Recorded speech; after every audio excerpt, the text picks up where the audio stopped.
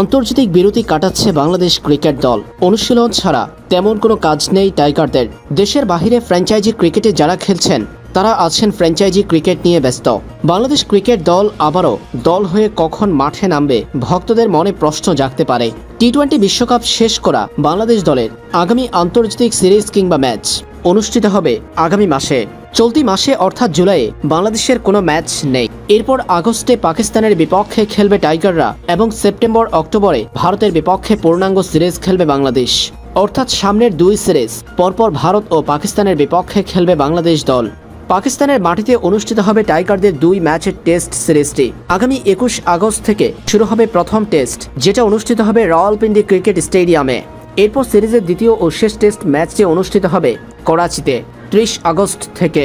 পাকিস্তানের বিপক্ষে এই 2 টেস্ট সিরিজ শেষ করে বাংলাদেশ চলে যাবে ভারতে। সেখানে ভারতের বিপক্ষে 2 টেস্ট 3 টি-20 খেলবে বাংলাদেশ দল।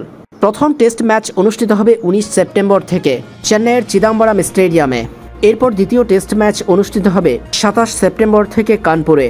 পরে সিরিজের প্রথম টি-20 ম্যাচ অনুষ্ঠিত হবে 6 October Himachal Pradesh cricket association stadium ধর্মশালায়। 6 সেপ্টেম্বর বাংলাদেশ সময় সন্ধ্যে 7:30টায় শুরু হবে ম্যাচ। এরপর সিরিজের দ্বিতীয় টি-20 ম্যাচ অনুষ্ঠিত হবে 9 অক্টোবর বাংলাদেশ সময় সন্ধ্যে 7:30টায় অরুণ জেটলিতে অনুষ্ঠিত হবে ম্যাচ। পরে দিল্লি থেকে শেষ টি-20 ম্যাচ বাংলাদেশ দল খেলবে হায়দ্রাবাদের রাজীব গান্ধী ইন্টারন্যাশনাল ক্রিকেট স্টেডিয়ামে 12 অক্টোবর বাংলাদেশ সময় সন্ধ্যে 7:30 মিনিটে।